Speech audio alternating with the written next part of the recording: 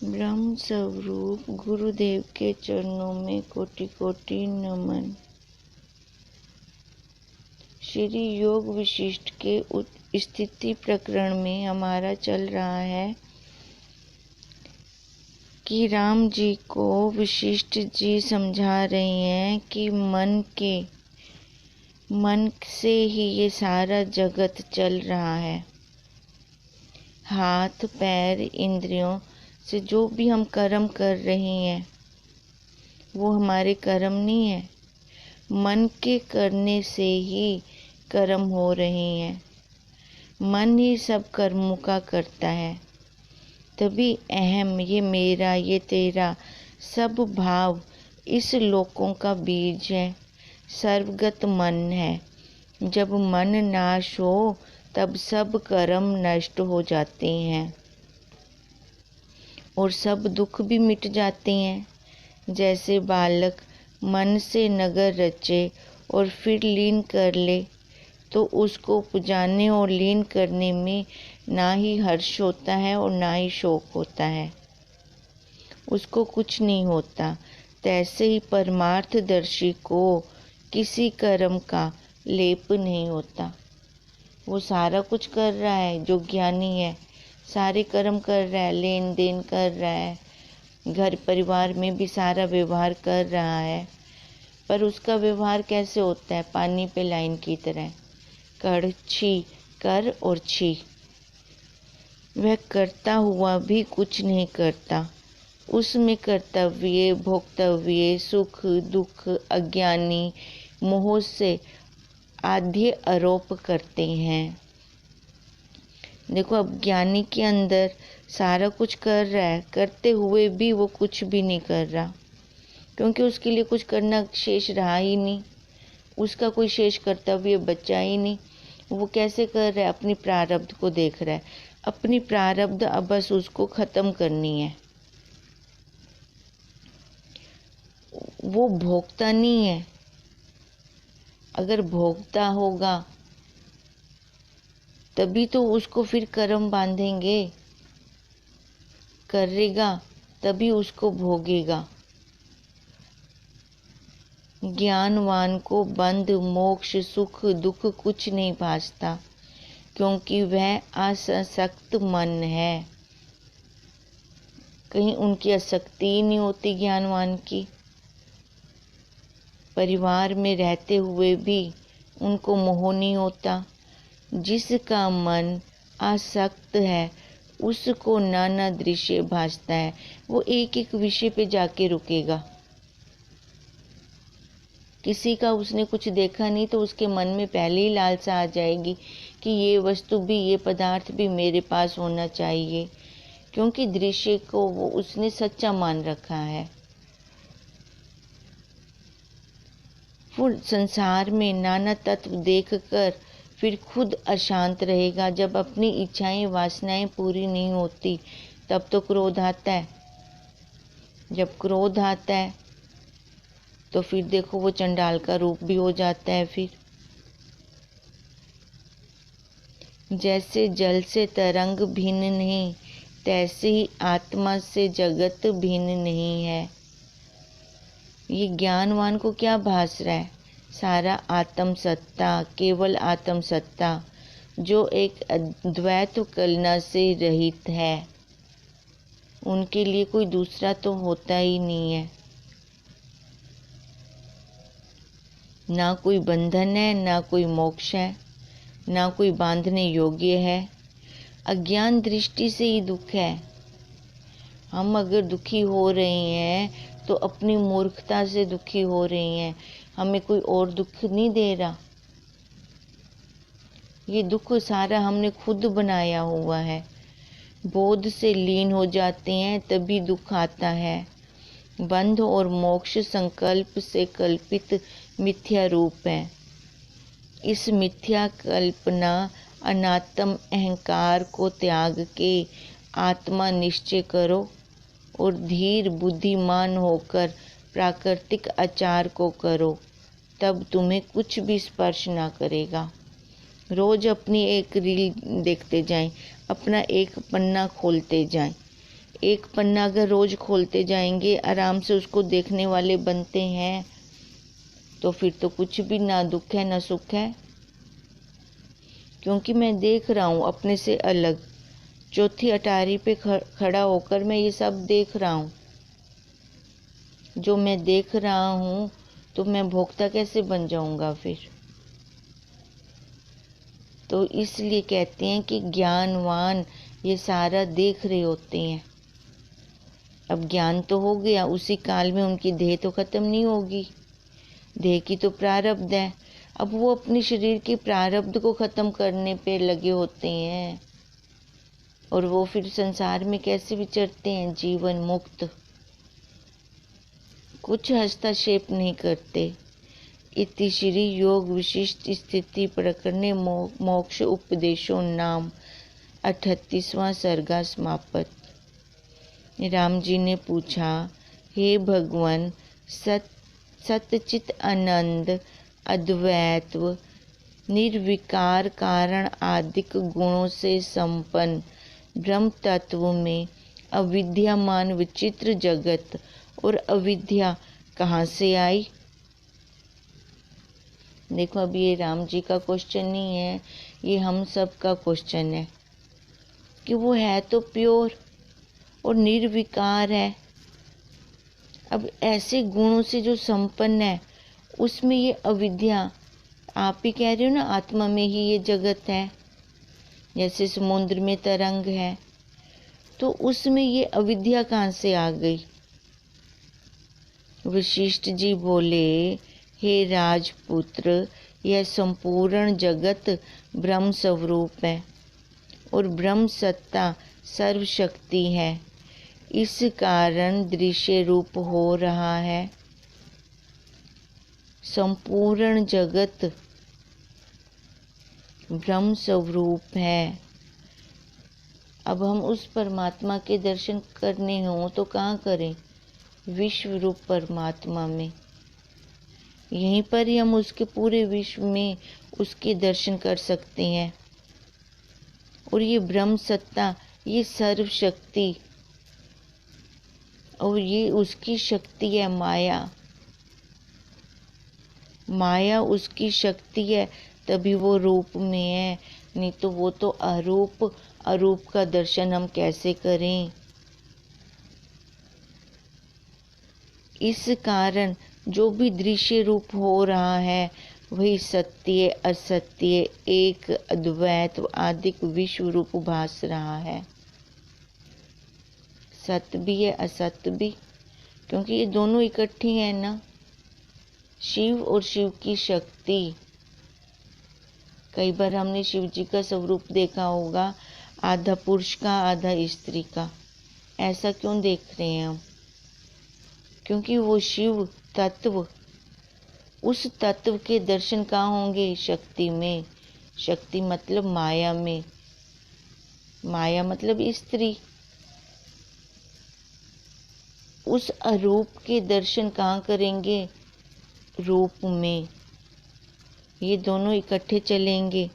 अब इसलिए देखो, माया क्या है? असत्य है, और शिव क्या है? सत्य है।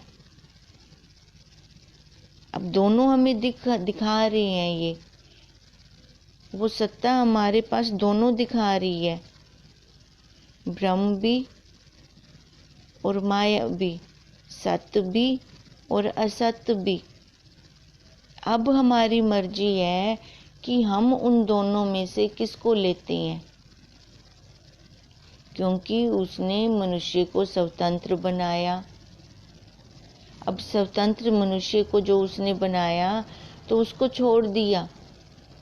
फिर देखते हैं कि ये वापस अपने किले पे आता है कि नहीं आता, वापस अपने घर आता है कि नहीं आता। अब हैं तो दोनों इकट्ठे। अब अपने में ही देखो, बाहर कहाँ देखना है? इसमें देखो, क्या हमें इस शरीर में दो दिखाई देते हैं? सत्य भी और असत्य भी। रहते तो दोनों इकट्ठे हैं। पहले वाले काल में हमने किसको सत्य मान रखा था? देह को, अनात्म भाव को, इसको ही मैंने सत्य मान रखा था, पर ये सत्य तो था नहीं। ये तो पल पल अपने विकार निकाल रहा है। अब जो विकार निकालता है वो सत्य कैसे हो सकता है? अब यही तो माया है, क्योंकि तब माया का प्रबल जोर था, क्योंकि हम सत्य से दूर थे। सत्य से दूर होंगे तो वो असत्य तो आएगा ही आएगा, वो तो अपना बसेरा लगाएगा। इस शरीर का परिवार तो पता है ना, तो उसके संबंधी भी तो सारे आ जाते हैं फिर। और उस सत्य का भी परिवार पता है, उसके संबंधी भी पता है। वो धैर्य, वो संतोष, वो समता, वो अद्वैत्व। अब मर्जी हमारी है, दोनों हमारे पास। हम किसको ज़्यादा प्रेफर करते हैं, किसको हम लेते हैं? एक हमें बांधने वाला है, एक हमें छुड़ाने वाला है। वैसे तो हम सारे चतुर हैं, चालाक हैं। हम सारे यही चाहते हैं कि हमें कोई बंधन में ना डाले। एक दिन घर की रखवाली करनी पड़ती है तो भी देखो कितना बंधन लगता है। ऐसे इतने बंधन, इतने जन्मों से इस शरीर रूपी बंधन में बार बार आकार लेकर जम रहे हैं। बर्फ जैसे जमती है ना, स्थूल हो जाती है, तो उसी को ही ठोकर लग सकती है, और ये जीव ठोकर खा ही रहा है। पानी को ठोकर नहीं लगती। बर्फ किसका रूप है? पानी का। पर वो जब जम गया, कुछ बन गया, तो ठोकर है, ठोकरें खा रहा है फिर वो।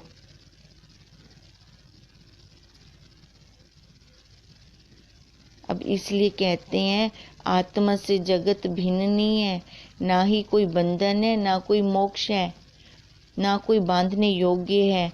खाली अज्ञान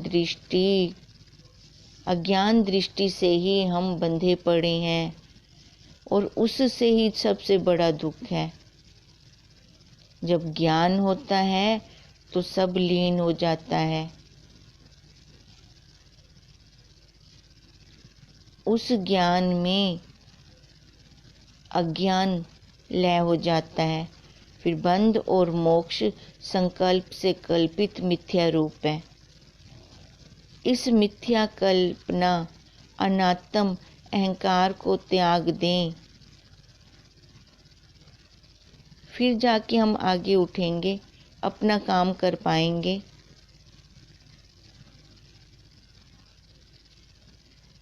ये जितना भी दृश्य है, ये खाली अनात्म भाव में है। सत्य असत्य, एक अद्वैत आदिक, ये सारा विश्व रूप होके भास रहा है।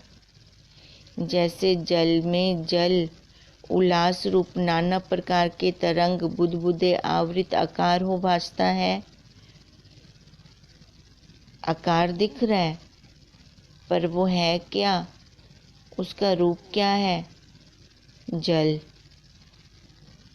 तैसे ही चिद घन सर्वशक्ति और सर्वरूप होकर फुरता है। ऐसी आत्मा रूपी समुद्र में ये चारों खानियां तरंग रूप होकर भास रही है।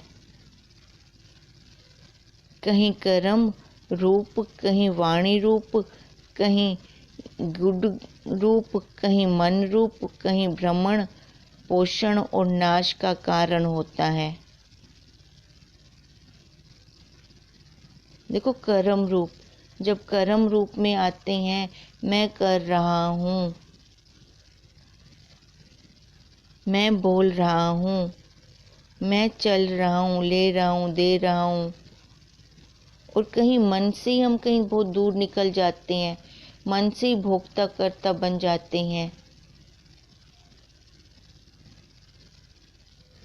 तभी हम ये जीव भाव में आके गिरते हैं, नहीं तो हम तो प्योर ब्रह्म हैं। ब्रह्म होते हुए भी अब ब्रह्म की, अहम ब्रह्म अस्मि की माला क्यों करनी पड़ रही है? विचार करो कितनी विचित्र बात है ये। हैं तो हम ब्रह्म होते हुए भी हमें उसको, जीव को बार बार याद दिलवा रहे हैं, मैं ब्रह्म हूँ, मैं ब्रह्म हूँ, मैं ब्रह्म हूँ। कभी हमने ये माला की कि मैं पत्नी हूँ, मैं माँ हूँ, पर उसकी दृढ़ता कितनी पक्की। एंगेजमेंट हो गई, उसी टाइम ये निश्चय दृढ़ हो गया, भले जहाँ मर्जी जाए।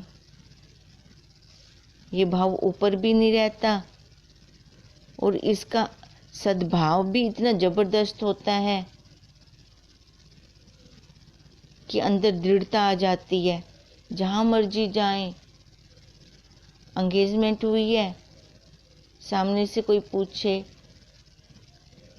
तो क्या कहेंगे, भी इसकी तो एंगेजमेंट अब हो गई है। और उस लड़की के अंदर भी उसका सद्भाव कितना आ जाता है। कभी उसकी माला नहीं की उसने, कभी रटा नहीं, और ये भाव कभी उसके ऊपर भी नहीं रहा, पर दृढ़ता कितनी अंदर से होती है।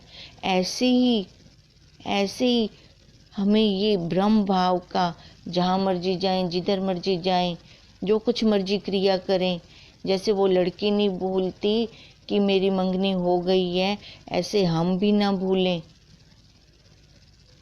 ये दृढ़ता जब इतनी पक्की हो जाएगी, सारा व्यवहार करें, पर अंदर से वो निश्चय, वो दृढ़ता कि मैं ब्रह्म हूँ। उसके लिए फिर हमें ना तो कोई माला करने की जरूरत है, ना कुछ करने की जरूरत है।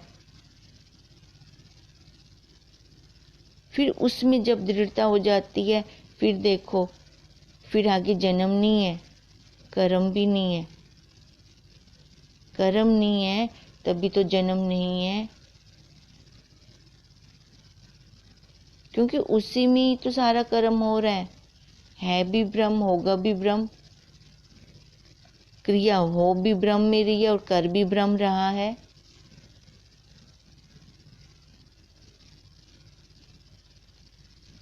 पर जब हम इंद्रियों में आ जाते हैं, मन में आ जाते हैं, तभी नाश का कारण बन जाता है। सब पदार्थों का बीज उत्पन्न करता ब्रह्म सत्ता है। जैसे समुद्र से तरंग उपजकर उसी में ही लय हो जाती है, तैसे ही सब पदार्थ उपजकर ब्रह्म में ही लय होते हैं। उसी में हम पैदा हो रहे हैं, उसी में स्थित हो रहे हैं, उसी में लय हो रहे हैं, पर अज्ञानता के कारण जब कर्ता रूप में आ जाते हैं तो हम अलग निकल जाते हैं। समुद्र ने तो तरंग को कभी अपने से अलग जाना ही नहीं। उस ब्रह्म सत्ता ने तो जीव को अपने से अलग कभी जाना ही नहीं। अगर तरंग ही उछल उछल के कह रही है कि मैं कुछ हूं, तो भी वो सत्ता उसमें हस्तक्षेप नहीं करती। अब ये जीव उछल उछल के जब अपने आप को उपाधि वाला मानने लग जाता है, तो जिसकी सत्ता से प्राण आ जा रहे हैं वो उसमें हस्तक्षेप नहीं करता। वो क्या कह रहे हैं कि बच्चा मेरा खेल रहा है, मिट्टी में खेल रहा है। जब इसको ये खिलौनों की समझ आ जाएगी कि ये खिलौने सच्चे नहीं है, अपने आप ही अपने घर आ जाएगा। उन्होंने तब भी प्राणों को वो सत्ता दी कि वो आ जा रहे हैं। यहाँ तक कि सुषुप्ति में भी, घोर निद्रा में भी ये श्वास की क्रिया रुकती नहीं है। और ये किसकी सत्ता से चल रही है?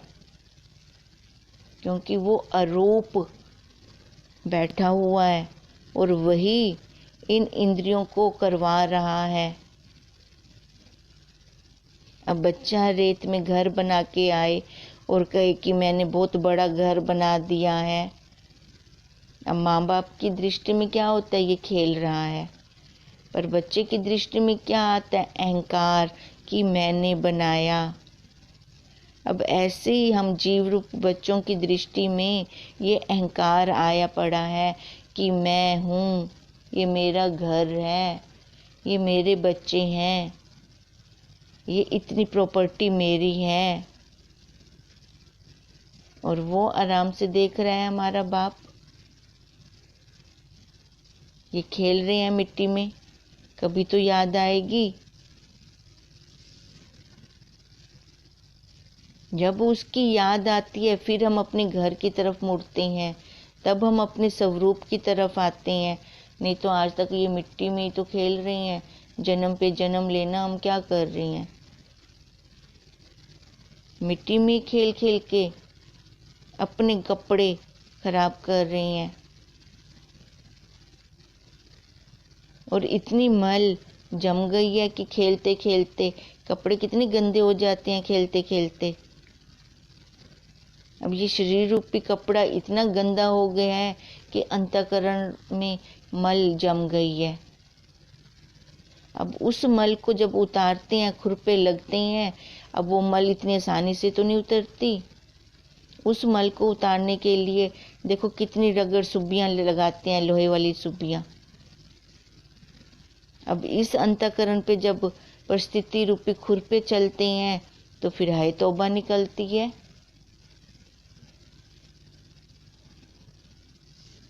फिर भी हमारा मुख नहीं मुड़ता गुरुदेव की तरफ।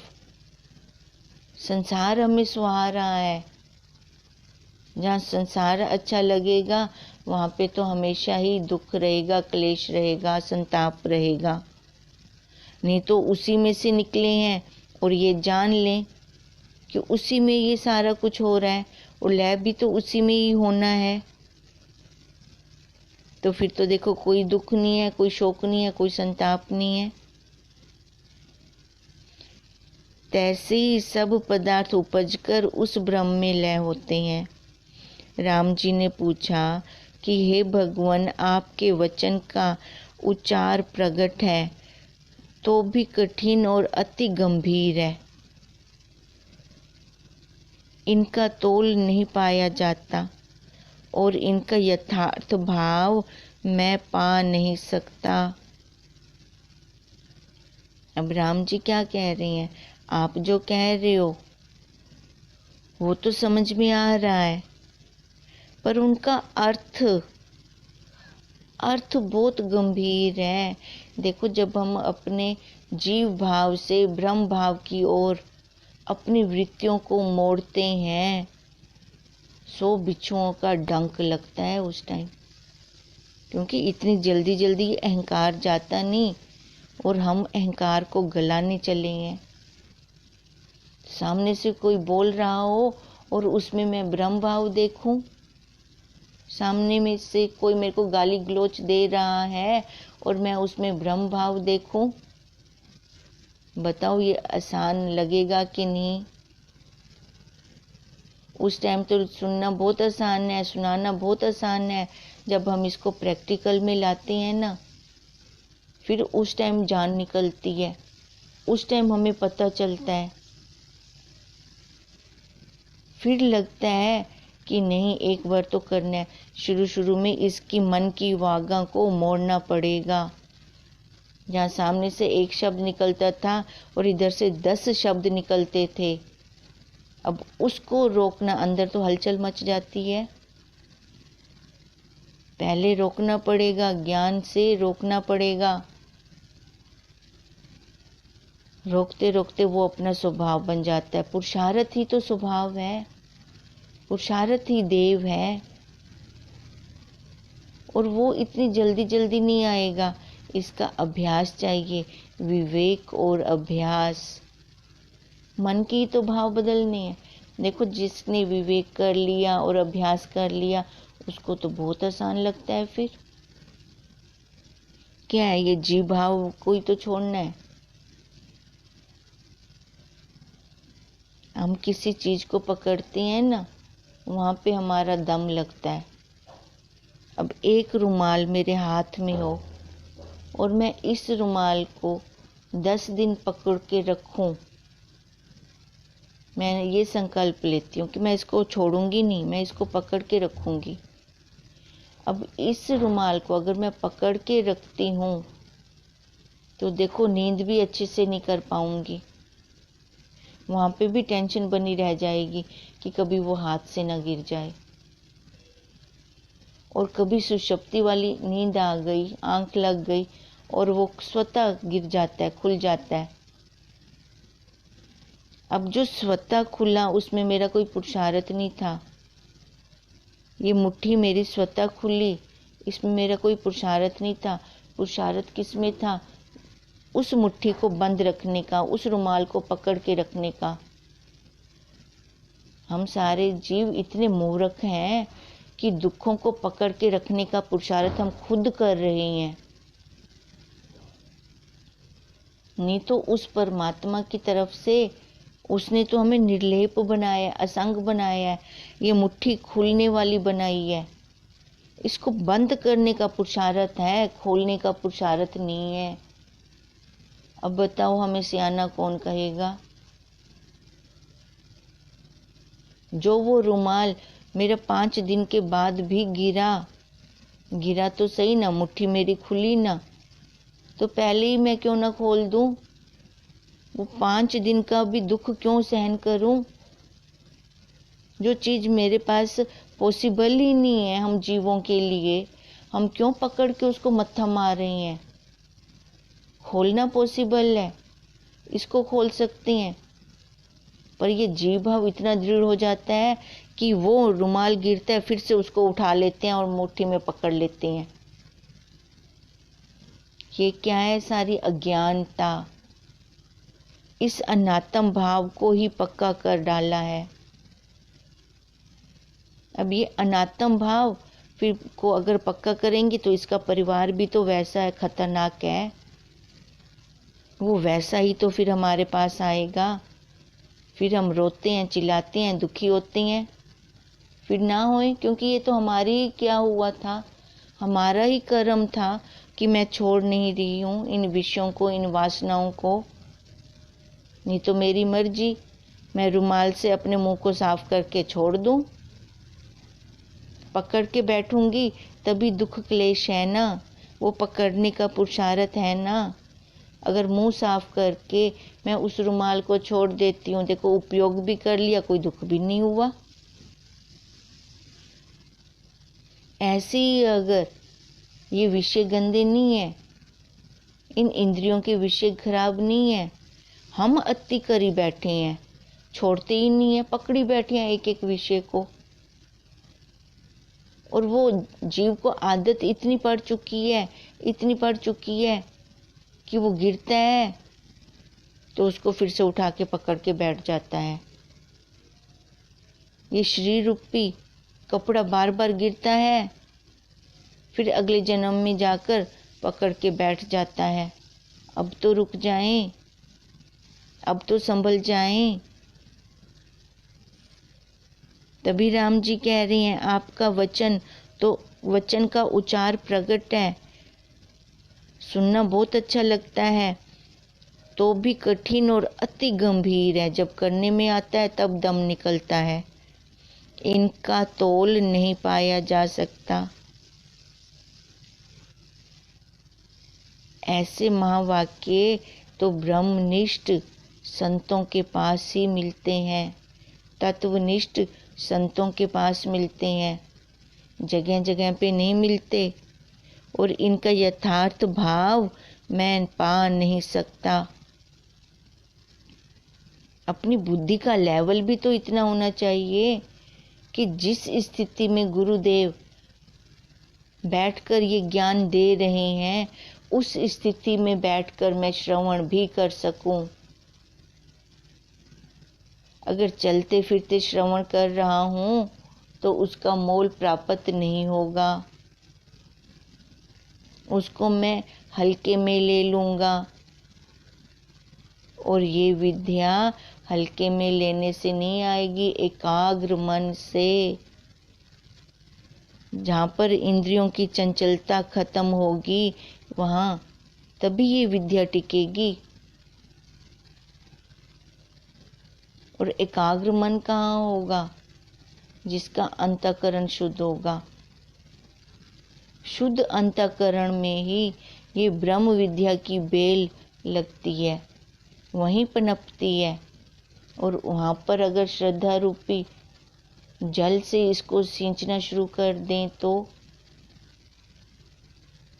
फिर तो इसके ऊपर फल फूल सब कुछ आना शुरू हो जाता है। कई बर्तन तो साफ हैं, पर आगे उनका मार्गदर्शन नहीं है। ये भी इतने पुण्यों का फल होता है कि कोई तत्वनिष्ठ गुरुदेव पर श्रद्धा टिकती है। नहीं तो साफ अंतःकरण वाले बर्तन भी बहुत घूम रहे हैं। साफ अंतःकरण वाले बर्तनों में से कोई विरला ही जाकर रुकता है फिर इस ज्ञान पे। कहाँ मन संयुक्त षट इंद्रियों की वृत्तियों से और सब पदार्थ की रचना से रहित स्वरूप, और कहाँ जगत। तभी तो समझ में नहीं आता, तभी तो बुद्धि में ये बैठता नहीं है।